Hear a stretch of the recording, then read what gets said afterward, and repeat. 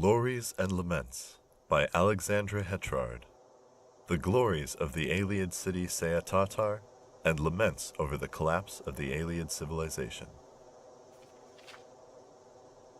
Having arrived at Godelsfont Priory, halfway on the Gold Road between Skingrad and the Imperial City, I resolved to make a side trip to view the magnificent ruins of Seatatar, or Shadow of the Fatherwoods in the ancient Ayleid tongue.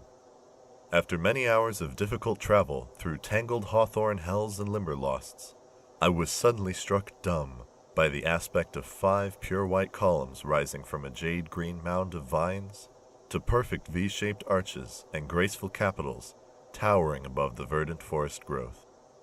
This spectacle caused me to meditate on the lost glories of the past and the melancholy fate of high civilizations now poking like splinter shards of bone from the green-grown tumulus of time-swept obscurity. Within the forest tangle, I discovered an entrance leading down into the central dome of a great underground edifice once dedicated to Magnus, the god of sight, light, and insight. Dimly lit by the faded power of its magical pools, the shattered white walls of the enclosure shimmered with a cold blue light. The marble benches of the central plaza faced out across the surrounding waters to tall columns and sharp arches supporting the high dome.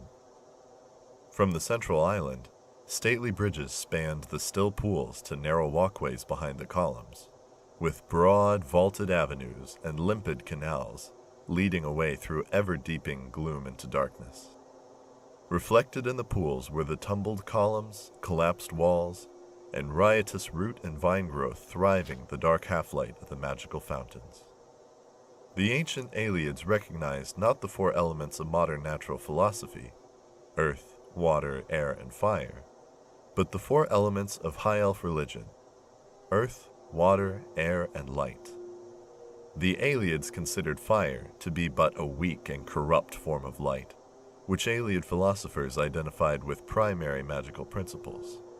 Thus, their ancient subterranean temples and sanctuaries were lit by lamps, globes, pools, and fountains of purest magic.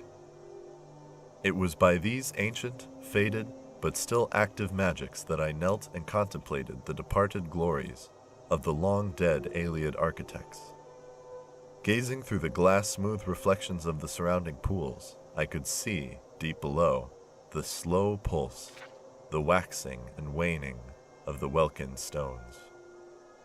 The chiefest perils of these ruins to the explorer are the cunning and deadly mechanisms devised by the Ayleids to torment and confound those who would invade their underground sanctuaries. What irony that after these many years, these devices should still stand vigilant against those who would admire the works of the Ayleids. For it is clear, these devices were crafted in vain. They did not secure the Ayleids against their true enemies, which were not the slaves who revolted and overthrew their cruel masters, nor were they the savage beast peoples who learned the crafts of war and magic from their Ayleid masters. No, it was the arrogant pride of their achievements, their smug self-assurance that their empire would last forever, that doomed them to fail and fade into obscurity.